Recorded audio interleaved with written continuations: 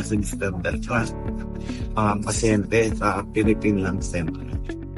Diagnose ako, meron akong interstitial lung disease. I am Antonio Danusong. I have been a COPD patient since 1998. It was the year I was diagnosed with lung cancer and subsequently underwent a myelobectomy operation on the same year. Po ay si Michael Bato, 68 years old. Ako po ay nagka-COVID noong 2021.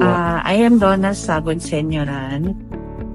I have CKD and I am up for my kidney transplant. But since 2 months ago, I had COVID. So my lungs are still struggling sa paghinga. Was the Enrique Legaspi, 64 years old, and diagnosed now with COPD, as the angioplasty. Ngayon, na-advise ako ng aking doktor na sumali sa rehab center ng Philippine Lung Center pang matuto kung paano huminga ng maayos. I began my first pulmonary rehab in 2011. The result of the said rehab was much more than I expected. I felt better and was able to breathe normally again. Ako po ay nagpa-examine at in-examine ako ng doktor. Tinignan ng lungs ko. Nagpa-x-ray ako. Binigyan ako ng antibiotic. Lahat hindi tumatalab. Pero pa rin akong wheezing. Kaya sabi ng doktor, bakit hindi ka pa-rehab? Wala po akong idea kung anong pulmonary rehab eh. Kaya sabi ko, try ko. So my pulmo asked me to join a lung rehabilitation here at Lung Center. Naalala mo ko itong pulmonary rehab, may nag-recommenda sa akin na may kakilala dito sa Lung Center. Kaya nung punta na kami dito para mag-inquire lang, tsaka nagpatingin muna ako kay Dr. Cabrera. Yan, doon na nag-start, last year. Okay, dito, hindi kami pinababayaan dito ng mga staff. Lahat ng kaya nila ibigay na knowledge, tulong para sa amin. Nararamdaman namin na gusto nilang ibigay sa amin. To the doctors and physical therapists of the LCPD, my sincerest gratitude for the outstanding help, patience, and sincerity extended to patients like us. Again, thank you. Malaking bagay ang nagawang tulong ng buong team ng pulmonary rehab sa aming mga may sakit ng hingal. Dahil naturo sa amin kung paano kami huminga ng tama. Okay naman po mga doktor, mga staff, mababait na sila. Katunayan, kung hingi kami ng reseta, pinibigyan kami ng libreng gamot, at pinapayawan nila kami na magkakaroon ng mga doktor na nagsasalita sa amin, nilalecturean kami tungkol sa tamang paghinga. Lahat ng mga bagay na yun tinuro sa amin. As long na tumatagal ako sa aming session, natutunan ko din kung paano gamitin yung paghinga ng maayos. At ito, hindi na tulad ng dati na pagka ako'y mag-aabon ng hininga, ang lagi kong iisip, ang kakampi ko lang oxygen.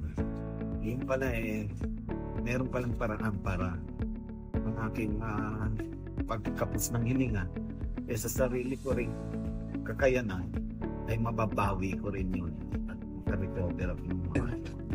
Unfortunately, due to the nature of my work, I had stopped attending the rehab.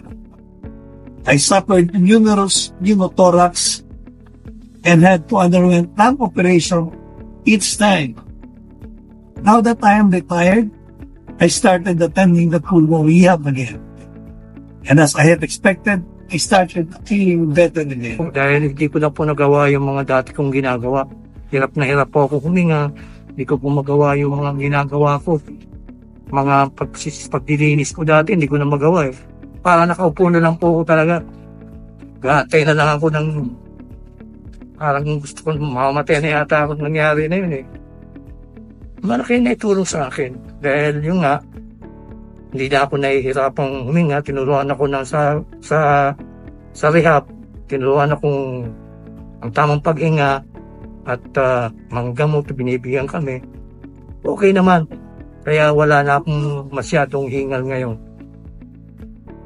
Medyo, mahirap talagang maging lakad-lakad, yun, hinga, but this is my third session already and nag-improve na yung yung resistance ko sa activity and I'm so happy na kanina hindi na ako nag-go-to nung naglakad ako and hopefully as I go on mas maganda yung improvement. Nakakita ang improvement sa sarili ay hindi kagaya ng dati na yung hindi pa ako sumasali sa pulmonary rehab. Kaunting lakad lang, mihingal lang. At ngayon, pwede na ako maglakad ng malayo.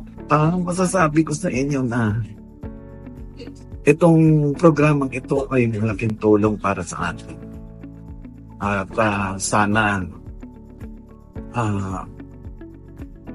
pumasok kayo dito upang malaman nyo at makita nyo kung totoo ang mga testamentong ito na malaking bagay at malaking tulong para sa may mga karamdaman na katulad ng sa akin na may paghihirap sa paghinga at madaling mapagal.